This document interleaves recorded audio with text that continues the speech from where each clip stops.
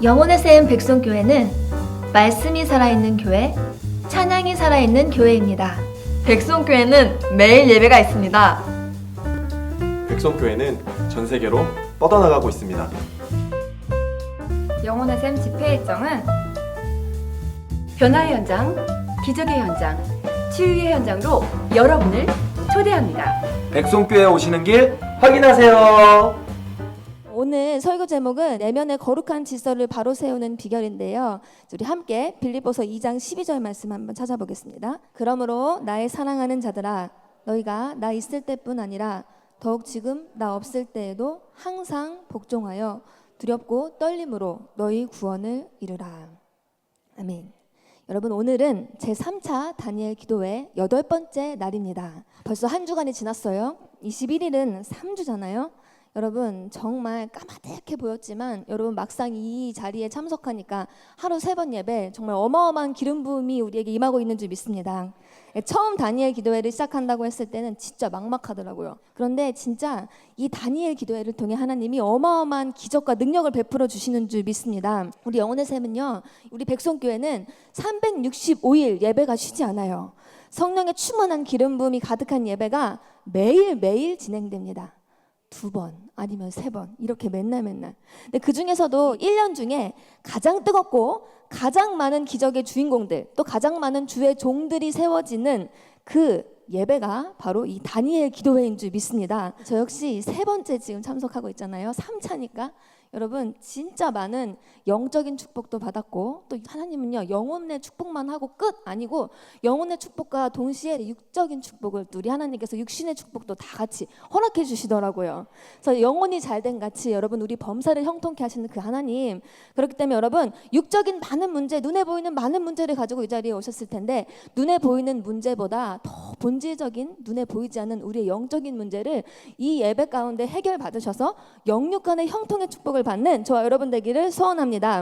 사실 이 한 번씩 다니엘 기도회를 치를 때마다 영적 전쟁도 어마어마했습니다. 우리 안에 가장 귀한 역사가 일어날 것은 하나님이 제일 잘 아시지만 그 다음으로 제일 잘하는 것이 바로 우리 속에 살고 있는 이 썸띵들, 아직도 존재하고 있는, 우리가 아직도 죽지 못하여서 예수를 믿지만, 예수님을 영접했지만 그럼에도 불구하고 아직도 우리가 내려놓지 못한 그 한 부분, 아직도 우리가 죽지 못한 그 한 부분을 통해 틈타있던 이 어둠의 영들이 우리 안에 있는데, 여러분 이 예배를 통해 이 뜨거운 불을, 성령의 불이 계속 이렇게 불질러지잖아요 우리 안에.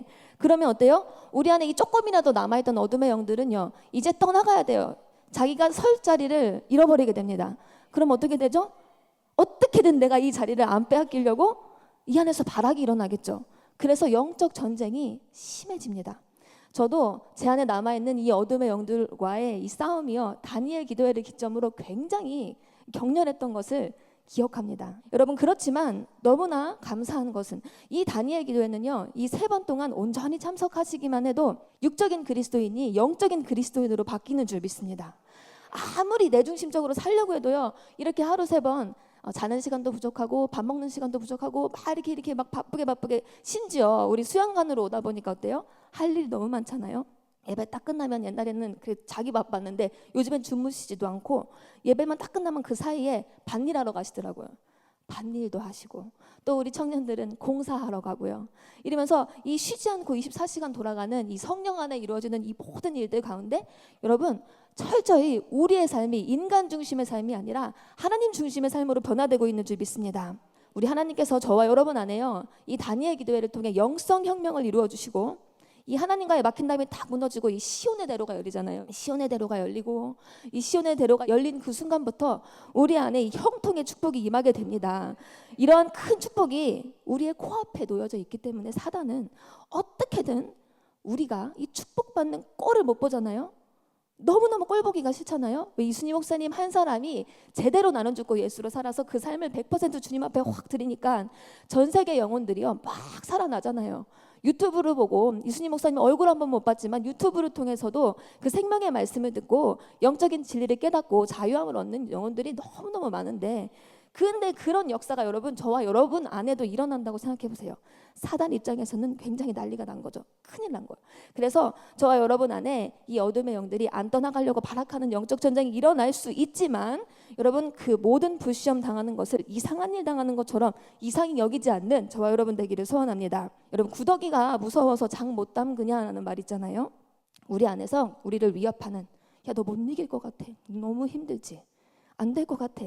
이렇게 우리를 속삭이는 우리를 위협하는 이 사단의 속삭임은 예수 안에 있는 우리에게는 그저 구더기처럼 우리가 밟아버리면 그냥 그 즉시 죽잖아요. 구더기가 무슨 힘이 있습니까? 아무것도. 이 구더기와 같이 아무런 힘이 없는 존재. 예수 안에 있는 저와 여러분에게 이 악한 영은 그런 구더기와 같은 존재인 줄 믿습니다.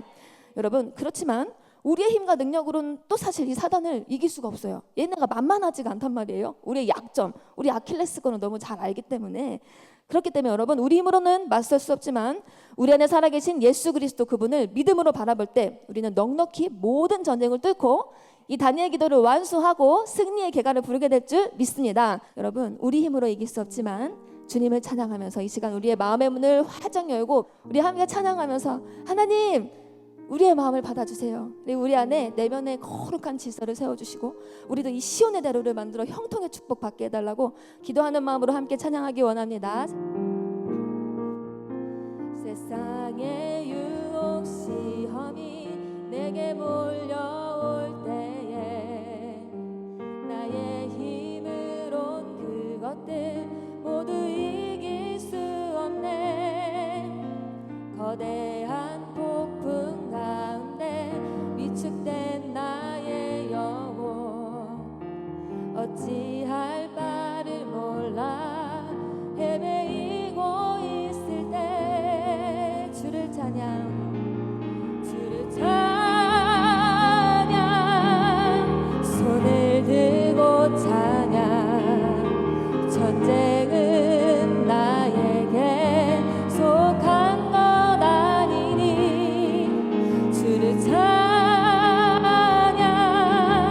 손을 들고 찬양 전쟁은 하나님께 속한 것이니 거짓과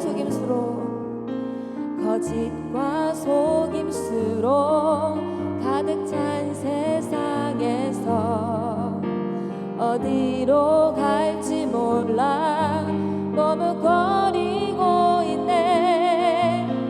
공중의 권세 잡은 자 지금도 우리들은 실패와 절망으로 넘어뜨리려 하네. 그러나 우리는 주를 찬양 손을 들고 찬양 전쟁은 나에게 속한 것 아니니 주를 찬양 손을 들고 찬양 전쟁은 하나님께 속한 것이니 주위를 둘러보면 아무도 없는 듯 그러나 믿음의 눈을 들면 보이는 분 계시네. 지금도 내 안에서 역사하고 계시는 사망과 어둠의 권세 물리치신 예수님 아멘. 주를 찬양 손을 들고 찬양 전쟁은 나에게 속한 것 아니니 주를 찬양 손을 들고 찬양 전쟁은 하나님께 속한 것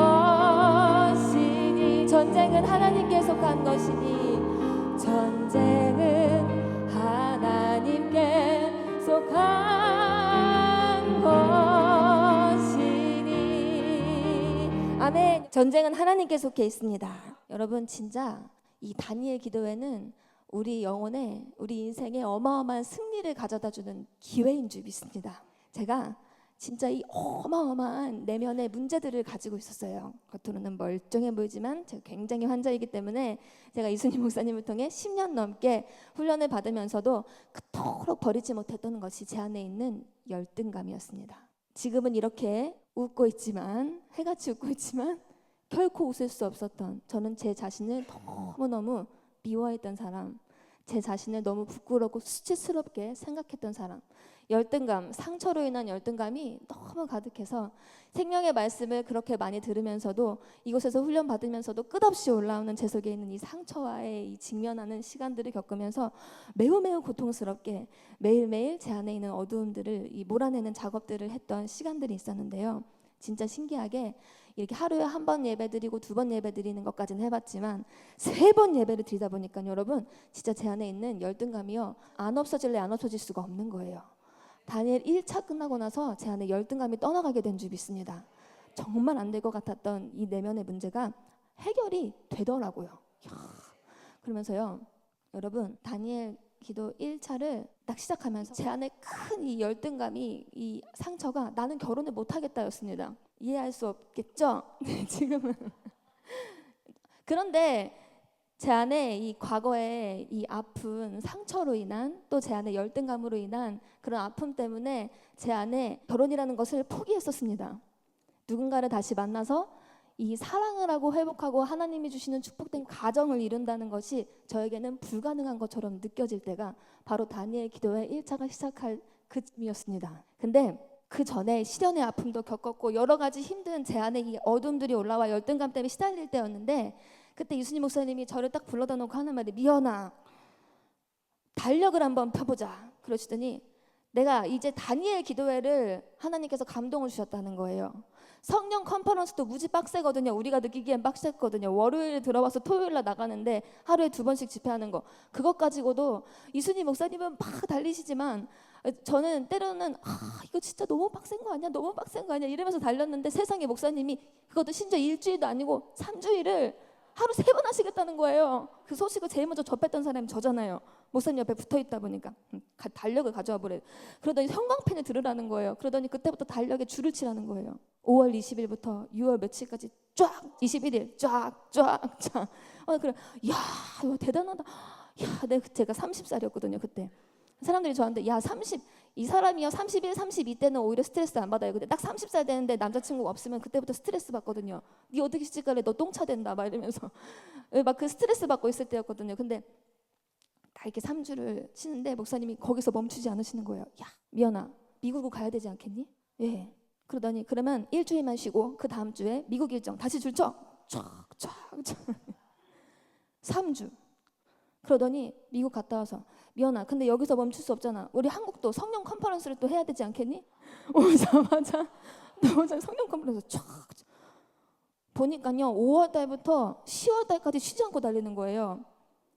또 성령 컨퍼런스 끝나고 캐나다를 가야 되지 않겠니? 이러시는 거예요. 그거 가야 되죠 그렇죠? 캐나다를 또 2주인가 3주를 딱 치고 그럼 미연아 오자마자 추석이네? 우리 가족 치유붕회를 한번 열어볼까? 이러시는 거예요.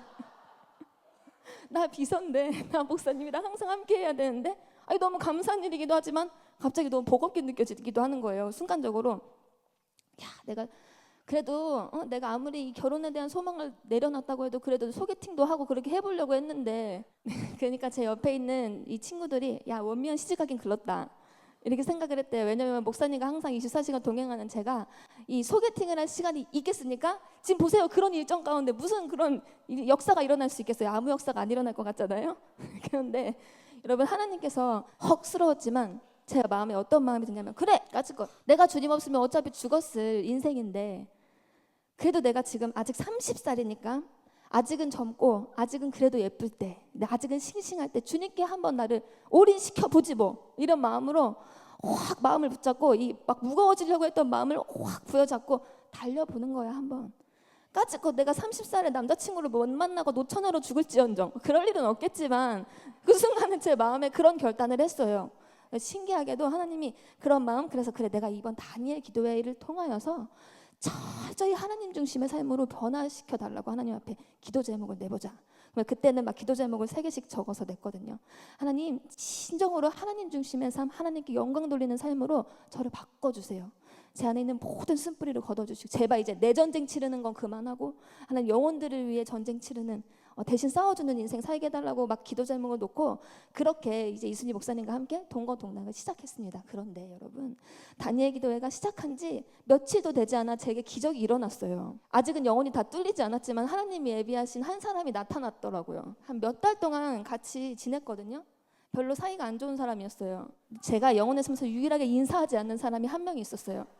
근데 그 사람 갑자기 제 안에 이런 결단이 쓰고 하나님 앞에 나를 헌신하는 그 순간에, 뭐 하나님의 뜻이었으니까 그랬겠지만 난데없이 저한테 미치도록 좋아한다고 막 고백을 하기 시작하는데 원하지도 않았고 생각도 안 했는데 기대도 하지 않았는데 어디선가 불같이 달려오는 한 남자가 있더라고요. 근데 정말 불같이 달려왔어요. 저는요, 제가 뭐 이것을 선택하고 말고 자시고 할 것도 없이 불같이 달려오길래 그냥 잡혔어요. 너무 바빴기 때문에 그냥 하루하루. 그리고 유순희 목사님의 말 한마디가 저에게 정말 큰 결단을 내리게 해주었는데, 미연아, 불같이 달려오고 있는 이 남자애를 향해서 원장님이, 내가 얘를 더 기대한다, 이러시는 거예요. 네가 만약 얘랑 만나면, 네가 얘랑 잘 되면 하나님이 정말 멋지게 사용하실 거야. 목사님이 그 친구가 처음 왔을 때 저한테 와서, 저는 그때 아직 제정신이 아니고 마음이 힘든 아픔을 겪고 있을 때였는데, 오자마자 그 친구는 저한테 관심도 없는데 세상에 저한테 와서, 미연아, 박쥐는 어떠니? 저한테 물어보는데 저도 모르게 탁 튀어나온, 원장님 가까이서 안 보셨죠? 여러분, 제가 이제 평생 같이 살 사람이 되어버렸습니다. 그래서 다니엘 기도의 기적입니다. 말씀드리는 거예요. 영육간의 기적의 역사가 일어났다고. 새로운 만남을 하나님께서 허락하셨을 때는 옛날에 사람을 우상 삼아서 뒤지게 맞았거든요. 하나님한테. 죽었다 깨나도 내가 사람을 우상 삼지 않게 해주세요, 하나님. 내가 정말 하나님이 원하시는 만남을 통해 하나님께 영광 돌리는, 미친 듯이 우리가 함께 하나님을 위해 시너지를 내는 삶을 살게 해달라고 이렇게 기도하는 그 기도를 하나님이 들어주신 줄 믿습니다. 그래서 이 백성수양관에 와서 제 남편이 기적의 주인공이잖아요. 은혜롭게 하나님이 바꿔주시고 이 수양관을 위해 헌신할 수 있는, 이 성전을 이렇게 세워갈 수 있는, 이게 얼마나 큰 은혜입니까? 여러분, 이 영육간의 축복을 부어주시는 그 하나님, 저 여러분 그 하나님 만나기를 소원합니다. 우리는 다니엘 기도회를 통하여 우리 안에 무너지고 헝클어졌던 질서를 하나하나 바로 세워가고 있습니다. 이 시간 역시 우리 안에 어그러진 질서를 바로 세우는 은혜의 시간이 되기를 소원합니다.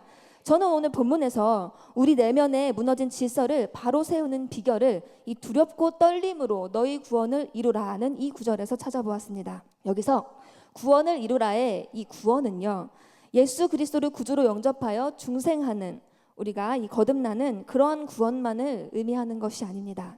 이 구원에는요, 성화적인 측면의 의미가 담겨져 있는데요, 우리는 거듭남과 동시에 하나님의 자녀답게 우리 안에 거룩함과 선결함을 이루는 성화로서의 구원을 추구해야 합니다. 우리 다 예수 믿고 구원 받았잖아요.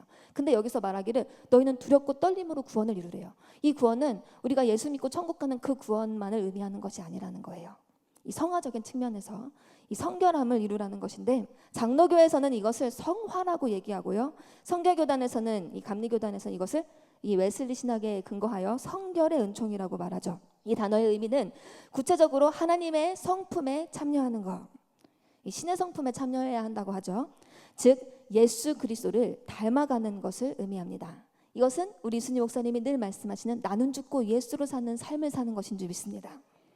많은 기독교인들, 수많은 교회들이 이 세상에 존재하지만 이 마지막 때에 정말 성결을 부르짖는 성도, 이 성결을 부르짖는 추구하는 교회를 찾아보기가 매우 힘든 현실이라고 합니다. 세상은 온통 물질 만능주의, 개인주의, 이기주의에 젖어 있고 기독교인들조차 세속에 젖어들어 그저 명목상의 기독교인, 기복적인 신앙인들, 자기가 복받기 위해 하나님을 찾는 이런 신앙인들이 너무나 많이 있습니다.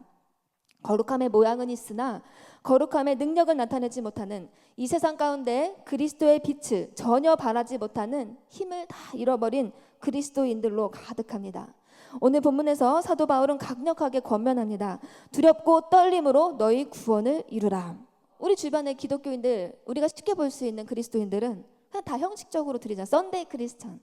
조금 많이 가면 수요일도 가고 또 조금 더 많이 가면 금요일도 가고 그렇게 수많은 교인이 모이는 주일날 많은 교인이 모이는 교회도 금요철에 가면 몇 명 없다고 하더라고요. 이렇게 명목적인 그 감각 없는 감격을 잃어버린 그저 그냥 주일날에 예쁘게 멋지게 거룩하게 옷 차려입고 가서 헌금하고 거룩하게 성가대 찬양하고 이렇게 하고 그날은 거룩한 모습으로 살다가 또 다시 돌아오면 똑같이 세상 사람들과 아무런 다른 것 없이 그냥 나는 예수 믿는 사람이라는 그 고백만 이 속에 가질 뿐 겉으로 보여지는 그 모든 삶 가운데는 이 거룩한 빛을 전혀 발산하지 못하고 이렇게 감각 없이 신앙생활을 하는 자들이 너무나 많아요. 그러니까 우리도 그냥 남들이 다 그렇게 사니까 나도 그렇게 사는 게 이상하지가 않아요. 근데 여러분 우리도 그저 그렇게 안일함에 빠져서는 안 됩니다. 사단은 우는 사자같이 지금도 삼킬 자를 두루 찾고 있습니다. 하나님은 말씀하시기를 내가 거룩하니 너희도 거룩하라고 분명히 말씀하셨습니다. 우리는 우리 안에 이 하나님의 거룩함을 회복시켜야 할 줄 믿습니다. 여러분 이 세상은 어그러지고 거스르는 세대라고 성경은 말하고 있는데 이 시대에 맞설 수 있는 우리의 능력은요. 세상에 가면 스펙 좋은 사람 무지 많습니다. 돈 잘 버는 사람 엄청 많아요. 우리가 그들과 함께 맞서 싸울 수 있는 능력은 다른 것이 아니라 거룩함이 바로 우리의 경쟁력인 줄 믿습니다. 우리 안에 이 성결의 능력, 이 거룩함의 능력을 우리가 이 다니엘 기도회를 통해 얻어서 이 세상과는 분명히 구별된 이 세상 사람들과는 비교할 수 없는 견줄 수 없는 그 거룩함의 빛을 발산하는 저와 여러분 되기를 소원합니다. 거룩함이 곧 성결함이고 우리는 그 성결에 이르기 위하여 이 시간 무너졌던 우리 내면의 질서를 바로 세워야 합니다. 이러한 성결은 어린아이 같은 신앙을 벗어나 온전한 믿음을 가지도록 힘쓰라는 것입니다. 또한 이루라로 번역된 카테르 가제스데는 애써서 완성하다라는 의미를 담고 있습니다. 즉 구원이 완전히 이루어질 때까지 나태하지 말고 계속해서 힘쓰도록 권면하는 것입니다. 따라서 여러분 이 두렵고 떨림으로 너희 구원을 이루라는 이 말은 계속해서 힘써서 애쓰라는 거예요. 그래서 모이기를 힘쓰라고 하잖아요. 여러분 이 말씀 구절 그대로 우리 영혼의 샘 백성교회 이 백성 수양관이 그렇게 진행되어지고 있는 줄 믿습니다. 우리 얼마나 애써서 힘써서 기도하고 있습니까? 이 모든 것이 다 하나님의 은혜인 줄 믿습니다. 이렇게 싸우지 않으면요. 이 어그러지는 시대 가운데 우리가 함께 어그러질 수밖에 없다는 것이 성경인데 안타깝게도 많은 그리스도인들은 그냥 이렇게 형식적인 신앙을 하면서도 마치 나는 구원의 티켓을 딴 것처럼 여러분 그건 천국 가봐야 아는 거잖아요. 누가 함부로 지옥 갔네 천국 갔네 우리가 판단할 수는 없지만 여러분 성경은 분명히 두렵고 떨림으로 애써서 구원을 이루라고 성화를 이루라고 성결을 이루라고 권면하고 있습니다. 거룩한 질서를 바로 세우는 이 비결이란 바로 이 두려움과 떨림으로 구원을 이루라는 것인데 한마디로 무엇이냐? 이 두려움은 세상에서 말하는 이 두려움이 아니라 바로 하나님을 향한 철저한 경외함을 가지라는 말인 줄 믿습니다. 자신의 나약함이나 죄성을 철저히 깨닫고 전능하신 하나님에 대한 경외감을 가질 때 우리는 두려움을 느끼고 나 자신의 구원에 신실하게 매달릴 수 있습니다. 이런 두려움은 우리가 마땅히 가져야 할 거룩한 두려움으로 인간 스스로가 무능력을 인정하고 절감하는 데에서 나옵니다. 절묘하게도 영적인 성숙은 내가 성숙해야겠다 하고 결단하고 다짐하는 그때가 아니라 내가 미성숙하며 내가 연약하구나 내가 아무리 노력해도 나는 완전한 죄인이구나 내가 진짜 죄인인 것을 실질적으로 깨닫게 되는 그 순간부터 영적 성숙이 시작된다는 것이에요. 다니엘 기도회를 하면서 많은 본문을 갖고 설교하시지만 그 안에 계속 이 반복해서 선포되는 말씀 중에 여러분 우리는 우리 안에 있는 죄랑 직면해야 한다고 하잖아요. 우리 속의 연약함, 우리 안에 올라오는 이 더러움들을 깨닫고 직면하고 나 자신에 대해서 철저히 절망해야 된다고 계속 말씀하시죠.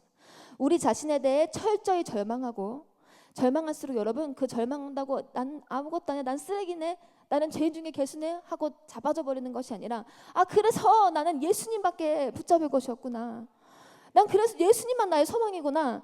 여러분 이 율법의 역할은 우리를 예수님께로 데려가는 역할을 하는 줄 믿습니다.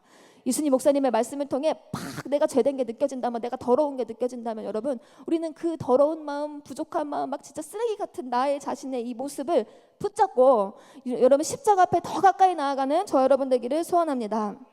오직 예수만을 우리의 소망으로 고백하는 모두가 되기를 소원합니다. 우리 안에 하나님만을 두려워하는 그 거룩한 두려움, 철저한 경외함이 회복되어 우리의 내면이 하나님이 기뻐하시는 모습으로 이 시간 가운데 정리되기를 소원합니다. 잠언 19장 23절에 보면 여호와를 경외하는 것은 사람으로 생명에 이르게 하는 것이라. 경외하는 자는 족하게 지내고 재앙을 당하지 아니하느니라. 결국 내면의 거룩한 질서를 바로 세우는 비결은 한마디로 경외함이에요. 하나님을 경외함. 우리 안에 이 거룩한 두려움, 하나님을 향한 거룩한 두려움, 이 경외함이 회복될 때 우리 하나님은요, 우리 안에 예비하신 모든 축복을 부어주시는 줄 믿습니다.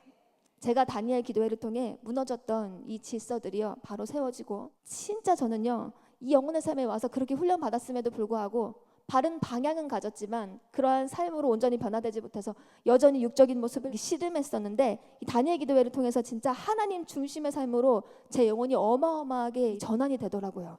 여러분, 이 무너진 질서가 세워지고 우리 안에 하나님만을 두려워하는, 정말 이 하나님을 향한 철저한 경외함이 회복될 때 우리 안에 놀라운 축복이 임하게 될 줄 믿습니다.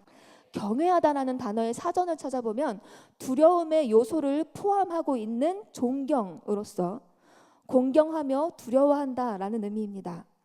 여기에서 두려움은 사람과 환경 가운데서 무서워하며 근심하는 세상 두려움과는 다릅니다. 하나님을 경외하는 것은 모든 삶의 순간에 하나님의 하나님 되심을 인정하여 그분을 깊이 존경하는 마음으로 높이는 것을 의미합니다. 그러므로 하나님을 그 삶의 제1순위로 모시고 하나님의 모든 말씀을 절대 가볍게 여기지 않고, 하나님이 내게 주시는 감동을 그냥 무시하지 않고, 너 이거 내려놔, 너 물질 내려놔, 너 아이 내려놔, 네 사랑하는 남편도 내려놔, 네 자존심 내려놔, 이런 우리 안에 올라오는 이러한 감동들을 절대 경히 여기지 않고 가볍게 여기지 않고 진심으로 청정하는 것이 바로 경외함이며, 그분의 위험 앞에 두려운 마음으로 이 죄를 떠나는, 미련한 자는요 죄를 심상히 여긴대요. 이 심상이라는 뜻은요 보통 가볍게, 경히 이런 뜻이잖아요. 그런데 지혜로운 자는 악을 두려워하여 떠난다고 했잖아요. 여러분, 우리 안에 이 자꾸 이렇게 은혜를 받다 보면요 이제 요만한 죄도요 두려워하여서 떠나게 되는 역사가 일어나는 줄 믿습니다. 옛날에 겹겹의 이 악의 옷을 입고 있을 때는 아무리 많은 죄를 지어도 양심의 화인을 맞았기 때문에 그냥 편안해요. 편안. 그러니까 하나님 주시는 평안이 아니라 사단이 주는 안일함과 편안인데, 근데 여러분 여기서 자꾸 은혜 받으면 은혜 받을수록 내 안에 조그만 이 세상적인 마음, 조그만 약한 죄악의 마음, 죄된 마음이 올라오면 그것 때문에 막 신음하게 되고 아파하게 된단 말이에요. 여러분, 근데 이것이 바로 하나님의 위험 앞에 두려운 마음으로 악을 떠나는 것, 이것이 바로 우리 안에 경외심이 살아나고 있는 증거인 줄 믿습니다. 오늘날 한국 교회가 당면한 가장 큰 문제 중에 하나는 바로 영적 불감증이라고 할 수 있습니다. 다들 한 번쯤은 하나님의 크신 은혜를 경험한 첫사랑을 가지고 있을 거예요. 대부분의 기독교 신자들은요. 그러나 또 대부분의 신자들은요, 그건 첫사랑이지 뭐. 누군가가 막 뜨거워서 간증하면 야 저거 저러다 그냥 끝나. 그리고 내가 정상이야. 이 무감각한 내가 정상이야. 다 이렇게 돼. 이렇게 생각하는 그리스도인들이 참 많다는 거예요. 시간이 지날수록 감격은 사라지고 형식적인 신앙생활을 하기가 쉽습니다. 그리고 대부분의 사람들이 그저 형식적인 신앙생활을 하는 것을 그냥 당연한 것으로, 일반적인 것으로까지 여기고 있습니다. 사람들은 사랑의 하나님을 끝없이 노래하고 찬양하지만, 온 마음 다해 사랑합니다 막 이러면서 찬양하지만 그들 중심에 하나님을 정말 두려워해서 하나님을 정말 경외함으로 인해 하나님이 싫어하시는 그 악을 떠나고자 하는 그런 이 경외하는 마음은요 점점 사라지고 있다는 거예요. 무감각해져. 하나님의 그 가장 큰 저주는 감사하지 못하는 마음, 죄를 지어도 그것을 애통해하지 않는 마음, 즉 무감각해지는 마음. 우리 안에 이 영혼의 삶에 와서 이렇게 뜨거운 예배 드리면서도 저부터가 이렇게 맨날 예배를 드리다가 진짜 이 감격과 이 은혜를 잃어버리는 순간들도 있더라고요. 근데 여러분, 이 다니엘 기도회를 통해서 우리가 다시 한번 우리 묵은 땅에 기경되고, 이 신앙이라는 건 결코 이 감격이 줄어드는 것이 아니더라고요. 왜냐하면 우리 이순희 목사님을 보시면 20년이 넘게 지금 이 사역을 향해 달려오시지만 우리 이순희 목사님은요 이 마음속에 하나님을 향한 감격이요 1%도 줄어들지 않으셨어요. 아니, 우리 목사님을 통해 어떤 기적이 일어나요? 불치병이 떠나가고 암병이 4개 있던 환자들이 고침을 받고, 목뼈가 부러져서 사고 나자마자 병원으로 안 가고 목사님한테 찾아왔던 환자도 있었대요. 아니, 그런 환자가 얼마나 큰 믿음을 갖고 왔어요. 목뼈가 부러졌는데 근데 그 목뼈가 부러졌던 환자가 우리 순이 목사님의 집회를 통해 우리 하나님의 치유를 경험해서 이 목뼈가 고침받는 역사가 일어났잖아요. 이게 어마어마한 진짜 말도 안 되는 기적이 일어나는데, 그런데요, 우리 이순희 목사님은요, 그렇게 큰 기적을 매일매일 경험하시고 또 하나님의 통로가 되어서 그렇게 쓰임 받으셨으면서도 불구하고 아주 작은 시커멓게 왔던 한 영혼이 그 얼굴에 빛이 살짝 들어오고 꽃이 확 피어나면, 여러분 그것 때문에 우리 목사님도 기뻐가지고요, 너무너무 신기하지 않냐, 미연아? 신기하죠. 예, 그렇죠. 근데 신기한 일인데 우리 이순희 목사님 입장에서는 안 신기하실 수도 있잖아요. 왜냐하면 너무 큰 걸 많이 보셨으니까. 근데 우리 목사님은 그렇지가 않더라는 거예요. 진짜 우리 안에 이 내면의 거룩한 질서가 바로 세워진 사람은요, 날이 갈수록 하나님을 향한 감격이 넘쳐나는 것이 정상인 줄 믿습니다. 너무나 많이 비정상적으로 사니까 정상인 이순희 목사님 이상하게 느껴질 수 있는 거예요. 우리가 맨날 목사님이 비정상인 것 같아요, 이렇게 말을 많이 하거든요. 그런데 여러분, 진짜 영적인 정상 상태는 항상 기뻐하며 쉬지 말고 기도하며 범사에 감사하는 상태인 줄 믿습니다. 그래서 여러분, 이 다니엘 기도회를 통해서 저도 다시 한번 깨어나서 정말 24시간 빈틈없는 기쁨, 빈틈없는 행복, 빈틈없는 감사가 넘치는 삶을 사는 저와 여러분 되기를 소원합니다. 그 세상 사람들은요, 이 끝없는 열정을 향해 달려가시는, 진짜 드시지도 못하고 주무시지도 못하고 이렇게 달려가는 이순희 목사님의 삶을 보면 이해가 안 될 거예요. 그리고 그보다는 덜하지만 그래도 세상 사람들 입장에서 봤을 때, 그냥 세상적으로 교회 다니는 사람들이 우리를 봤을 때 우리 모습이 너무 과해 보일 수 있잖아요. 뭐 그렇게까지 뭐 산속으로 들어가가지고 하루 3번씩 너무 과한 거 아니야? 이렇게 보일 수 있잖아요. 그렇게까지 할 필요가 있냐? 그러면서 비판하며 비웃기도 분명히 할 거예요. 그런데 히브리서 6장 4절에서 6절을 보면, 한 번 빛을 받고 하늘의 은사를 맛보고 성령에 참여한 바 되고 하나님의 선한 말씀과 내세의 능력을 맛보고도 타락한 자들은 다시 새롭게 하여 회개하게 할 수 없나니 이는 그들이 하나님의 아들을 다시 십자가에 못 박아 드러내놓고 욕되게 함이라. 여러분, 진정으로 그 영혼의 시온의 대로가 열려있는 사람은 결코 그 마음에 식상함이나 메마름이 존재하지 않습니다. 여러분, 우리 마음 가운데 나도 모르게 이 메마른 마음, 식상한 마음, 또는 너무 잠을 못 자니까 육신적으로 너무 지친다, 피곤하다, 잠 좀 푹 자고 싶다, 이런 마음이 우리 안에 있다면 다시 한번 다 내려놓고 이 충만한 하나님의 임재 속으로 들어가는 것을 사모하는 저 여러분 되기를 소원합니다. 우리 목사님은요, 하나님이요 사랑하지 않을 수가 없더라고요. 제가 여기 와서 더 많이 느꼈어요. 왜냐하면 우리 여기 밭이 있잖아요. 요즘에는요, 목사님 식사하실 때마다 진짜 상추를 한 주먹씩, 저는요 야채 별로 안 좋아해요. 근데 목사님 때문에 이 야채를 요즘 먹게 됐는데, 먹어봤자 2장 3장, 작아요. 상추가 이 어린 상추 있잖아요. 2장 3장 하면 전 많이 먹는데 우리 목사님은 한 주먹씩 이렇게 해가지고 쌈장을 막 먹으면서 너무 행복해, 너무 행복해. 미연아, 어쩜 하나님이 나에게 이렇게 딱 많은 이 성전을, 수양관을 나한테 주실 수가 있니? 근데 여러분, 이 말을요 저 솔직히 수천 번도 넘게 들은 것 같아요. 어쩜 그렇게 수천 번을 반복하시는지 모르겠어요. 와, 근데 그 목사님 안에 하나님을 향한 이 감격이 떠나지 않아요. 애기처럼요. 애기들이 했던 말 또 하고 또 하잖아요. 그것처럼 우리 목사님 하나님 앞에 여기 들어오면, 야, 너무 아름답지? 저 꼭대기 성전 올라갈 때마다 맨날 감격해. 너무 예쁘지 않냐? 하나님이 나에게 최고의 것을 주셨어. 밭을 가면서 밭에 가셔가지고 상추들한테 막 말을 걸면서 아이고 예쁘다 예쁘다 이러면서, 하나님이 어쩜 그렇게 나에게 딱 맞는 데를 나 인도하셨어? 아니, 곳곳마다 다니시면서 카페 가셔도 밭에 가셔도 뭐 어디를 가셔도 매일매일 이 입술의 고백, 하나님을 향한 감사의 고백, 이게 떠나지가 않으니까요.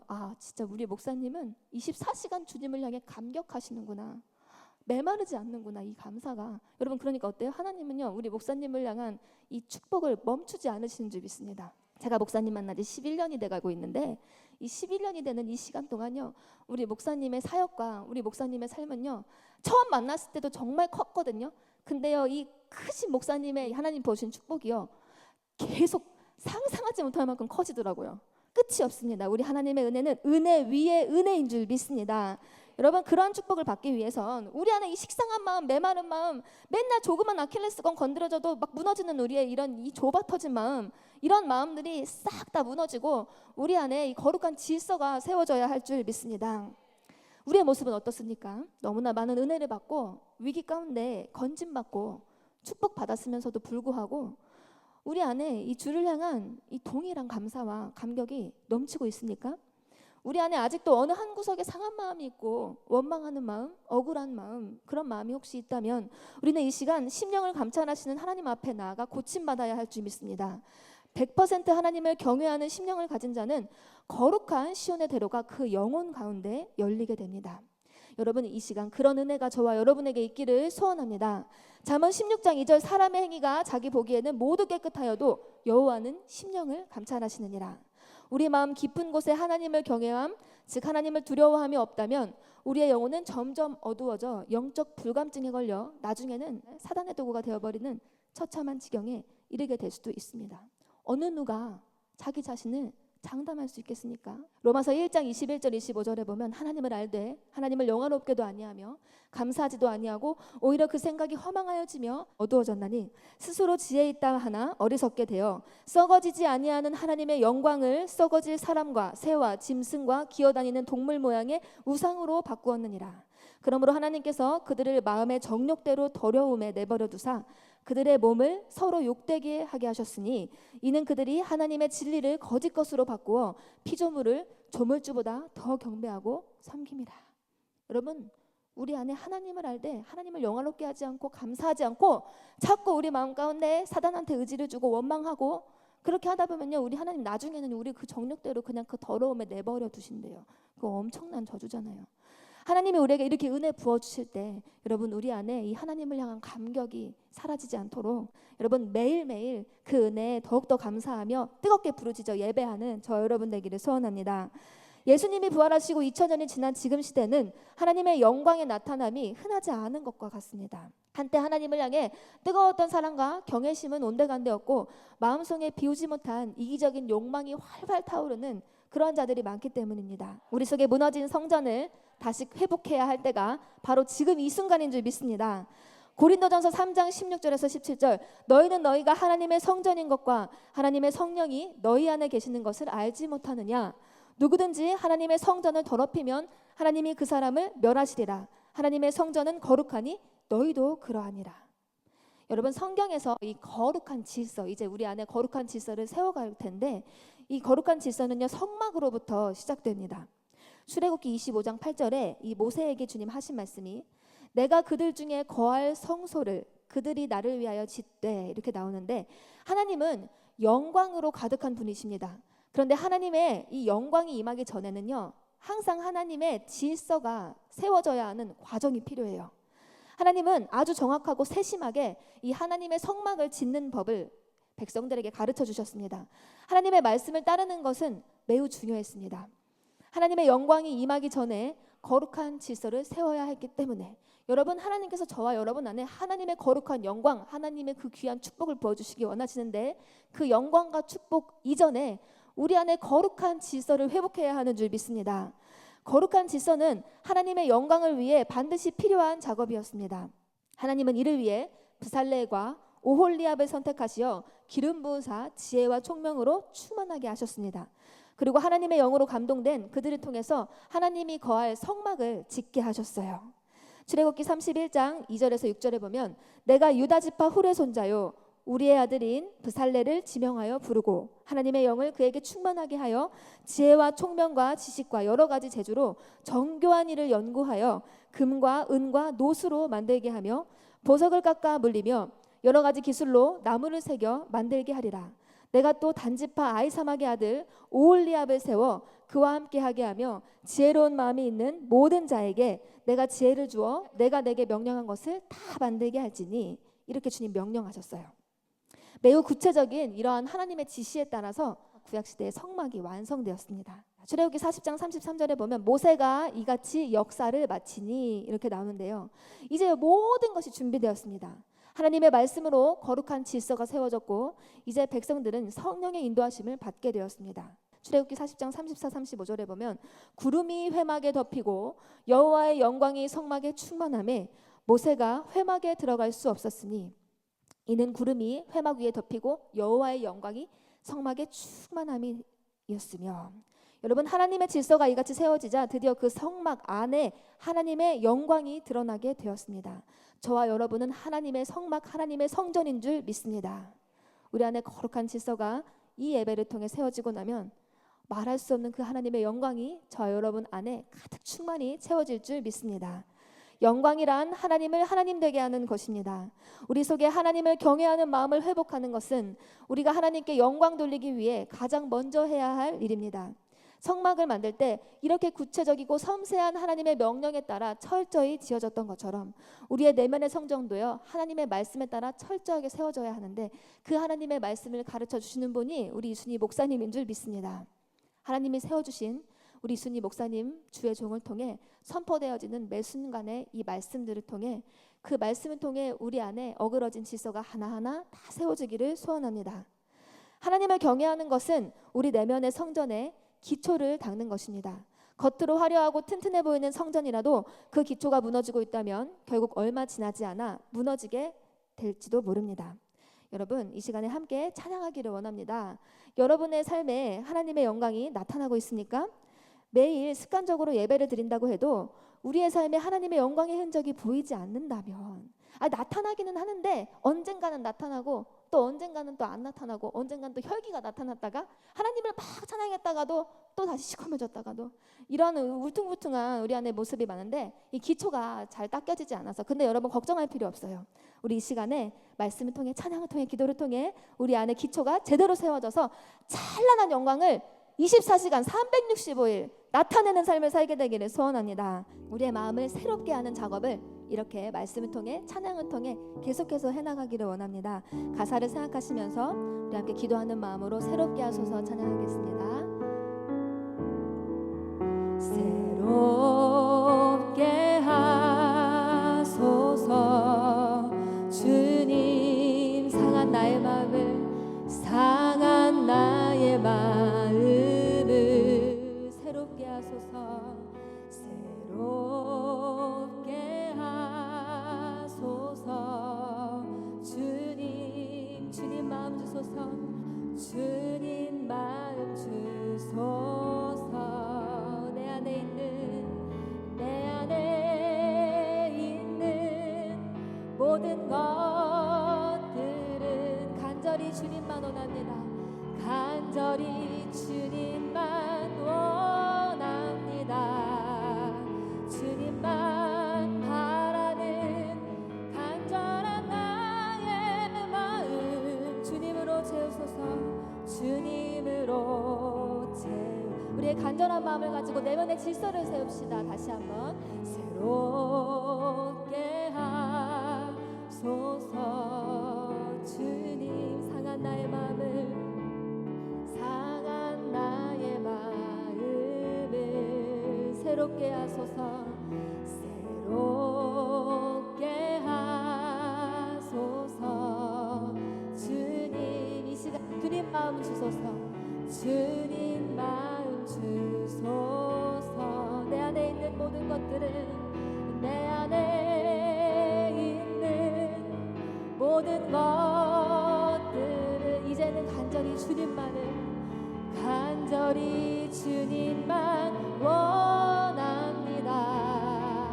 주님만 바라는 간절한 나의 마음 주님으로 채우소서, 주님으로 채우소서. 아멘. 다시 한번 새롭게 하소서.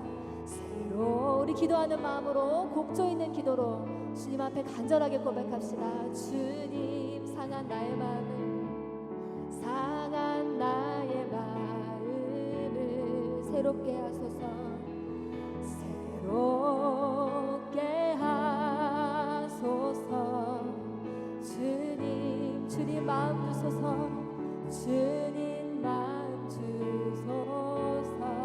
내 안에 있는 모든 것들, 내 안에 있는 모든 것들을 간절히 주님만 원합니다. 간절히 주님만 원합니다. 주님만 바라는 간절한 나의 마음 주님으로만 채우소서, 주님으로 내 안에 있는 모든 것들을, 내 안에 있는 모든 것들은 간절히 주님만, 간절히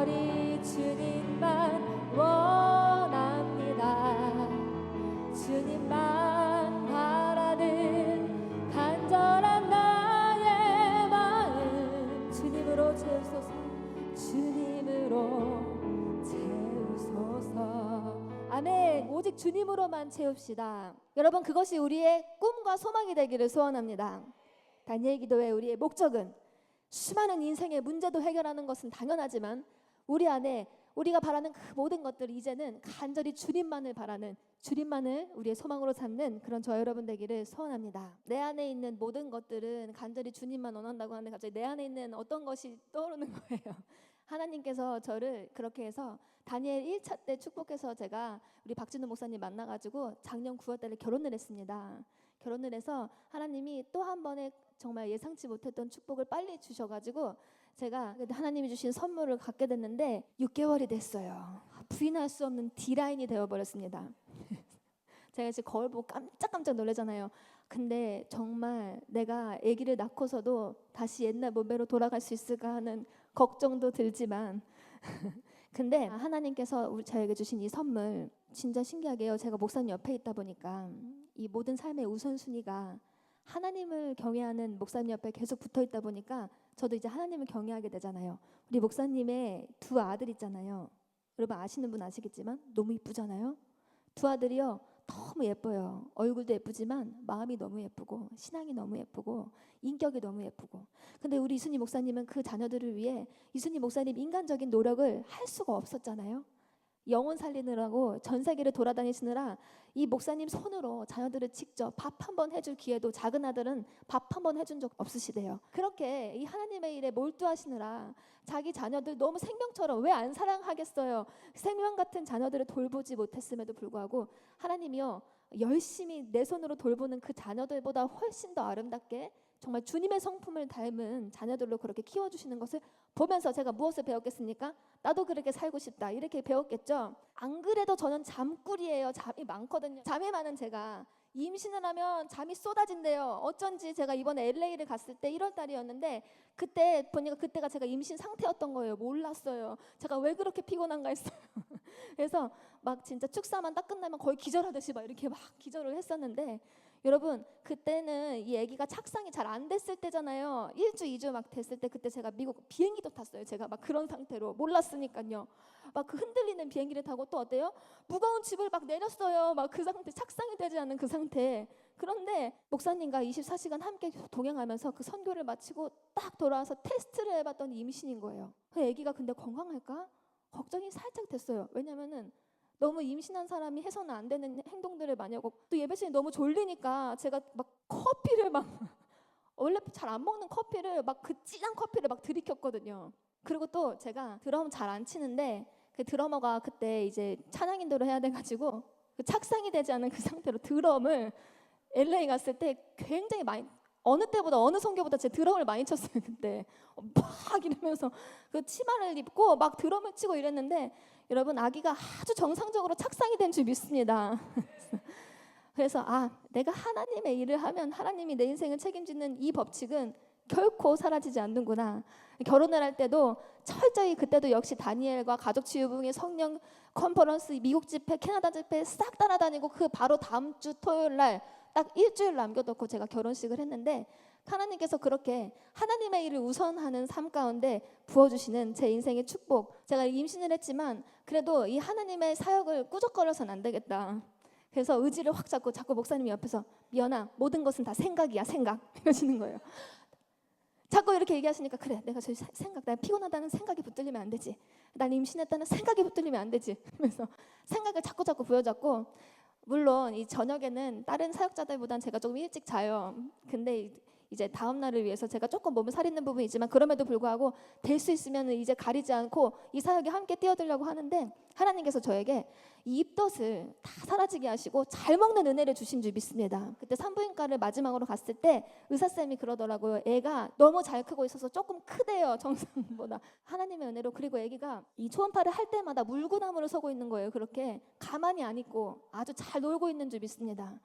태교할 시간도 없지만 여러분 무슨 태교가 필요합니까? 이렇게 매일매일 찬양하는데 이순희 목사님의 말씀을 듣는데 그래서 때로는 배가 뭉치고 너무 피곤해서 힘들 때 있지만 제가 배를 부여잡고 주님 미미를 하나님께 맡깁니다. 어쨌든 여러분 이렇게 우리의 모든 삶의 우선순위를 하나님께 두고 하나님만을 섬길 때 우리의 모든 삶 하나님께서 책임져 주시는 줄 믿습니다. 골로새서 3장 2절에서 4절에 보면 위의 것을 생각하고 땅의 것을 생각하지 말라.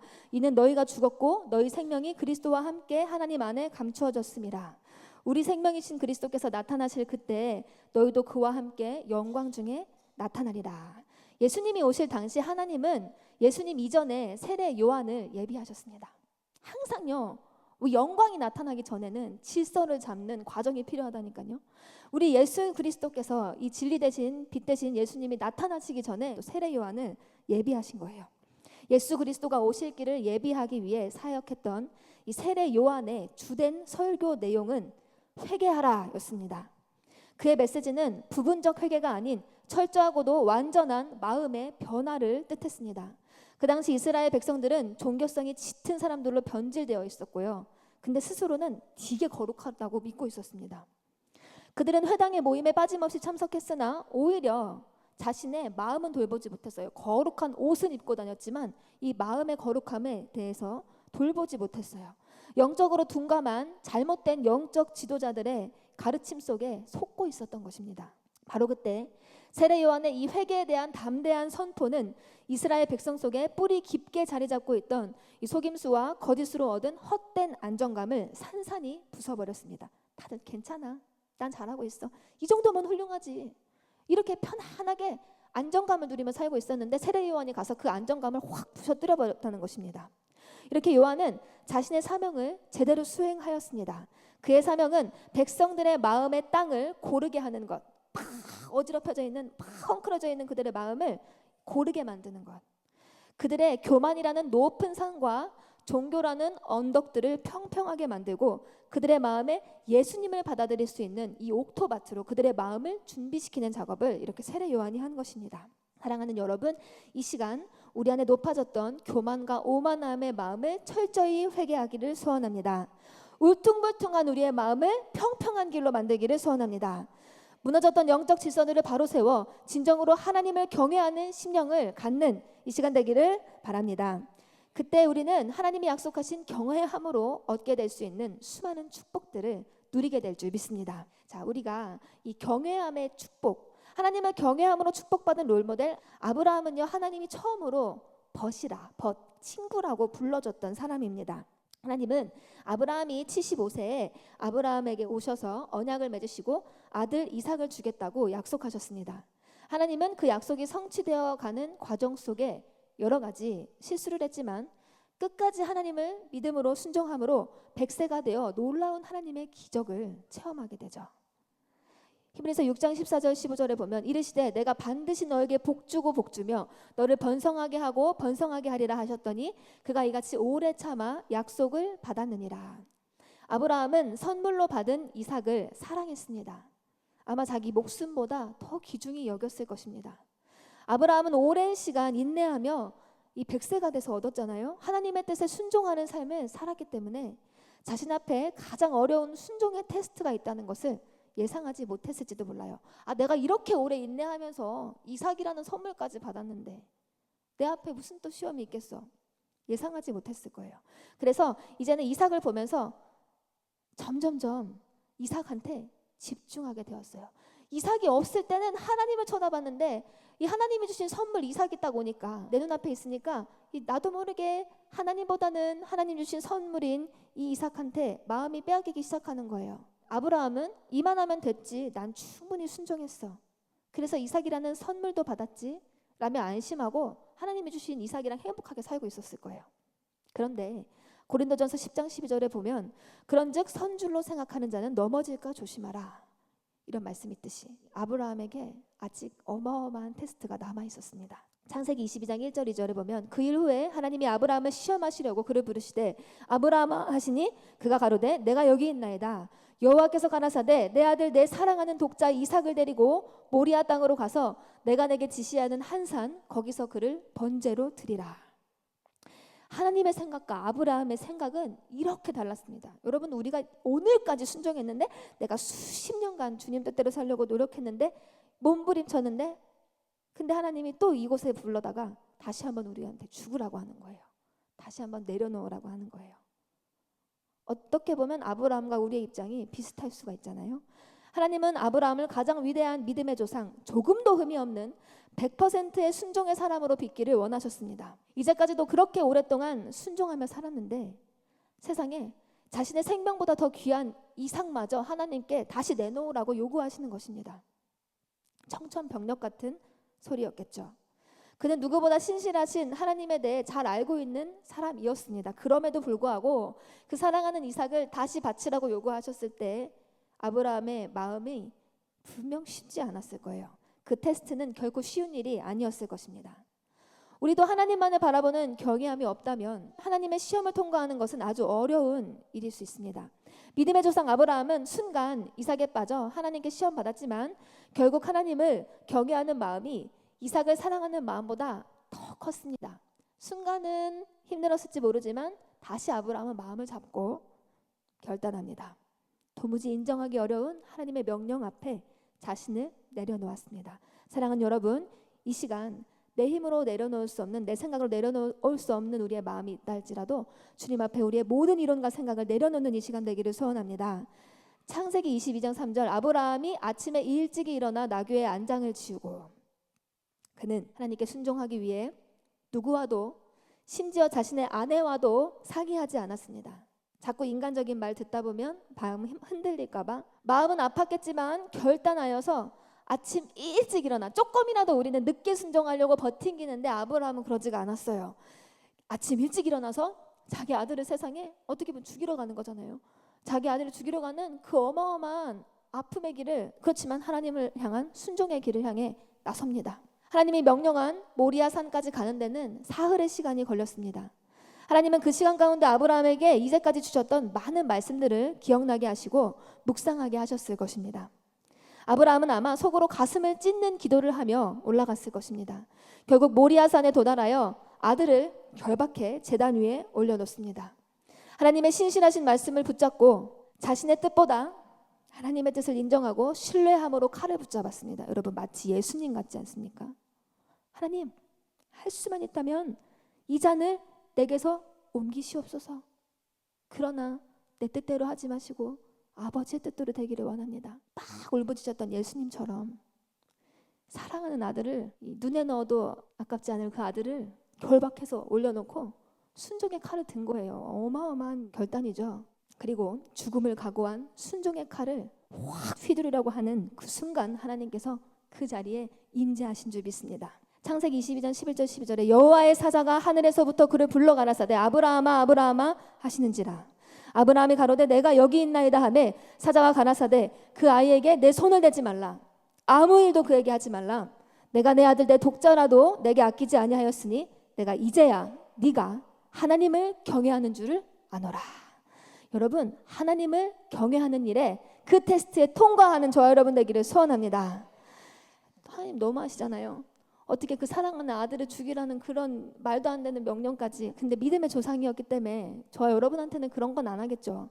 우리 각자에게 맞는 시험을 주실 텐데 이 아브라함은 이 엄청난 결단을 통해, 순종을 통해 하나님을 향한 그 경외심을 인정받고 드디어 테스트에 통과. 너는 믿음의 조상. 우리 하나님께서 믿음의 조상으로 그를 세워주신 줄 믿습니다. 하나님을 경외하는 것은 철저한 순종의 삶을 사는 것입니다. 99%의 순종했잖아요. 얼마나 귀한 순종했습니까? 그런데 우리 하나님은요 1%더 요구하십니다. 100%의 순종을 원하십니다. 아브라함의 순종의 분량이 그의 가장 사랑하는 독자 이삭을 내어드림으로 100%로 채워졌습니다. 여러분, 다니엘 기도회를 통해 여러분 이제까지도 많은 물질 주님 앞에 드리셨고 많은 시간 주님 앞에 드리신 분들 이 자리에 많이 계시겠지만 이 다니엘 기도회를 통해서 여러분 우리의 삶이 100% 주님 앞에 드려지는 역사가 일어나기를 소원합니다. 그래 하나님께 인정받는 그 순간 여호와 이레의 축복을 받게 될 줄 믿습니다. 세상 무엇보다도 하나님을 사랑하는 자로 인정받았어요. 아브라함이 하나님을 경외하는 자로 인정받아서 수천 년에 걸쳐 하나님의 영광을 나타낼 믿음의 조상으로 거듭나게 되었습니다.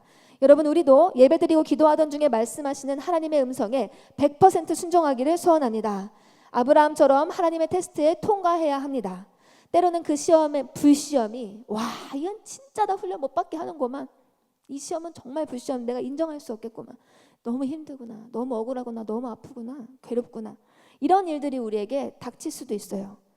너무 가혹하게 느껴질 수도 있습니다. 하지만 하나님은 우리를 그분의 영광을 나타내는 가장 아름다운 도구로 빚으시기 위해 아브라함의 가장 귀한 독자를 바치는 것 같은 그러한 순종을 요구하신다는 것을 깨닫고, 여러분, 우리 어떤 순간에도 원망하지 않고 주님이 부르신 이 자리, 부르신 곳에서 주님을 예배하는 저와 여러분 되기를 소원합니다. 부르신 이 자리에서 예배합시다. 우리가 세상을 살아가다 보면 마치 하나님께서 내게 있는 모든 좋은 것들을 다 빼앗아가는 것과 같은 상황에 직면하게 될 때가 있습니다. 여러분, 그러나 바로 그때가 우리가 하나님을 경외할 때입니다. 우리가 하나님께 경외함을 테스트 받는 시간입니다. 하나님은 그 시험을 통해 하나님보다 더 사랑했던 우리 안에 우상을 드러내십니다. 우리가 상태가 좋고 은혜가 충만할 때는요, 우리 안에 있는 우상이 있는지 없는지 드러나지가 않아요. 그런데 딱 어려움을 직면하게 되고 내가 아프고 내가 연약한 그 부분이 딱 건드려졌을 때, 어떻게 보면 진짜 억울한 그 상황 가운데 딱 직면하면요, 우리 안에 우상이요 밝게 드러납니다. 그리고 깨닫게 되죠. 와, 내가 이것이 우상이었구나. 여러분, 그때 깨달을 때 여러분 그 우상을 주님 앞에 다 내려놓는 저 여러분 되기를 소원합니다. 우리 부르신 곳에서 함께 찬양하면서 어떤 상황에도 하나님을 변함없이 예배함으로 여러분 이 모든 전쟁에서 승리하는 저 여러분 되기를 소원합니다. 나스한 성령님 마음으로 보내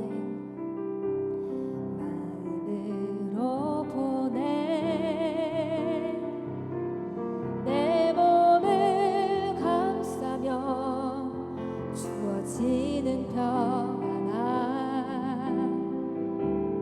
만족함을 느끼네. 사랑과 진리에 한 줄기 빛 보내 내 몸을 감싸며 주어지는 평안함 그 사랑을 느끼네. 부르신 곳에서 나는 예배하네. 어떤 상황에도 나는 예배하네. 부르신 곳에서 나는 예배하네. 어떤 상황에도 나는 예배하네. 내가 길 걸어갈 때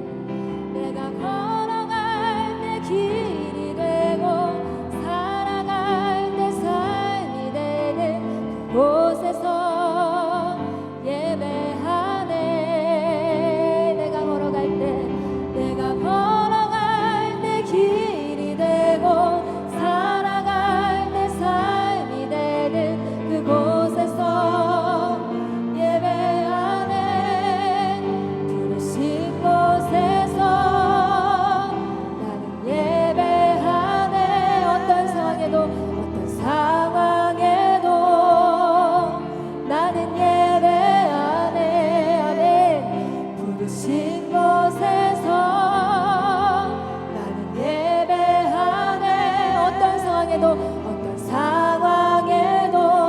나는 예배하네. 부르신 곳에서 나는 예배하네. 나는 예배하네. 어떤 상황에도 나는 예배하네. 부르신 곳에서 나는 예배하네. 어떤 상황에도 나는 예배하네. 어떤 상황에도 나는 예배합니다. 전심으로 자, 우리의 마음을 활짝 열고 주님 앞에 더 가까이 나아가기 원합니다. 주님만 날 다스리소서. 예배합니다. 찬양합니다. 주님 홀로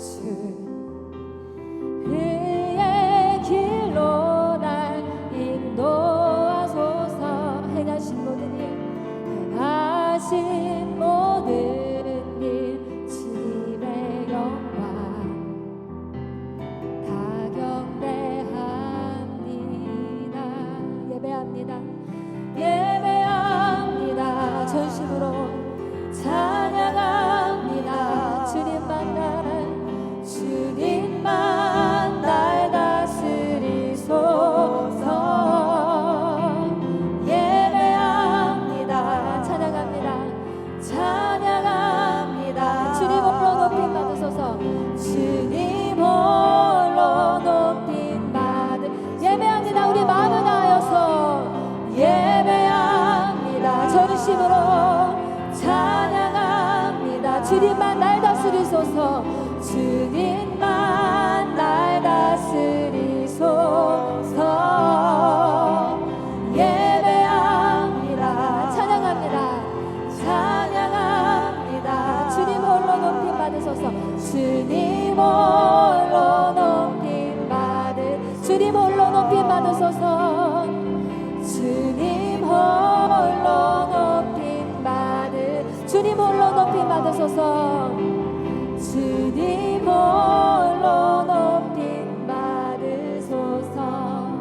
하나님이 당신을 통해 높임 받으실 줄 믿습니다. 여러분, 우리 이 한 시간 한 시간이 한 타임 한 타임 예배를 드리는 것이 때로는 막 은혜 속에 들어가서 막 신바람 나기도 하지만 또 때로는 잠과의 싸움이 있을 때가 있고 또 때로는 우리 안에 어둠이 막 올라와서 막 힘든 마음들이 우리 안에 올라와서 예배드리는 이 자체가 전쟁일 때가 있잖아요. 우리 하나님은요, 저와 여러분에게 이 장소를 통하여 이 예배 현장을 통하여서 최고의 복을 주실 줄 믿습니다. 여러분, 고린도서 1장 8절 9절에 보면 형제들아 우리가 아시아에서 당한 환난을 너희가 모르기를 원하지 아니하노니 힘에 겹도록 심한 고난을 당하여 살소망까지 끊어지고 우리는 우리 자신이 사형 선고를 받은 줄 알았으니 이는 우리로 자기를 의지하지 말고 오직 죽은 자를 다시 살리시는 하나님만 의지하게 하심이라. 여러분, 하나님만 의지하는 저와 여러분 되기를 소원합니다. 목숨을 내놓는 순종은 참으로 어려워 보였습니다, 아브라함에게. 그러나 우리가 소망을 붙들 수 있는 것은 그 뒤에 바로 따라 나오는 말씀 때문이에요. 하나님은 이 하나님 마음에 오케이 사인이 딱 떨어지고 나니까 하나님이 예비하신 축복을 바로 보여주셨습니다. 창세기 22장 13절 14절에 보면 아브라함이 눈을 들어 살펴본즉 한 수양이 뒤에 있는데 뿔이 수풀에 걸렸는지라. 아브라함이 가서 그 수양을 가져다가 아들을 대신하여 번제로 드렸더라. 아브라함이 그 땅 이름을 여호와 이레라 하였으므로 오늘까지 사람들이 이르기를 여호와의 산에서 준비되리라 하더라. 여호와 이레의 하나님은 여호와의 산에서 준비되리라. 이 여호와께서 보고 계신 나를 의미하는데요. 여러분, 우리 하나님께서는요, 우리를 향해 가장 최고의 축복을 이미 예비하고 계신 줄 믿습니다. 지금 우리 눈에는 안 보여요. 왜 안 보이냐? 아직 테스트에 통과를 못했기 때문에. 근데 우리가 우리 안에 이 거룩한 질서, 무너졌던 질서를 세우고 하나님을 향한 이 경외함으로 충만하게 채워지면 하나님이 예비하신 그 축복이 눈에 보여지는 역사가 일어날 줄 믿습니다. 아직은 보이지 않지만 믿음을 가지고 먼저 하나님이 가장 주목하시는 것은 다른 것이 아니라 바로 우리의 영혼인 줄 믿습니다. 우리 영혼을 주목하시며 우리 영혼의 참된 거룩함을 회복하기 원하시는 그 하나님의 뜻에 초점을 맞춰서 여러분, 우리의 내면이 주님과 닮아지는 역사, 그 기적이 일어나기를 소원합니다. 창조 이후에 하나님을 이렇게 알게 된 최초의 사람, 하나님이 이런 여호와 이레의 하나님이시라는 것을 알게 된 최초의 사람이 바로 아브라함이었습니다. 그래서 하나님의 친구, 나의 벗 아브라함, 이렇게 주님 불러주셨는데요. 아브라함은 그 시대에, 그 당시에 어떤 사람도 알지 못했던 비밀이었던 하나님의 마음을 알게 되었습니다. 여러분, 많은 사람들이 교회 다니지만 하나님의 마음, 그 하나님의 비밀을 깨닫지 못합니다. 왜? 보기는 보아도 보지 못하고 듣기는 들어도 듣지 못하니까요.